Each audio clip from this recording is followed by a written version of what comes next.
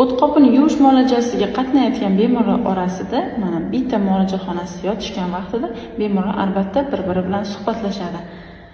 Va asosiy kelib tushadigan shu vaqtdagi savollar bizga qanday?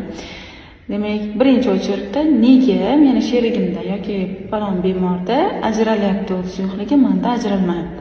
Yoki nabarot, menda ajralyapti, demak bu yaxshi deganimi? Ya'ni o't suyuqligi dimlanmayapti deganimi? Yana bitta savoli, demak, menda muolajalar davomida mana 5 ta 7 ta muolaja olishadi, lekin haligacha o'sha o't suyuqligi ajralmadi degan savollar bo'ladi. Demak, bu har ikkala holatda ham zastoy желчи hisoblanadi. Chunki bemorning klinik belgilari, analizlari, tekshiruv xulosalari shunga mos.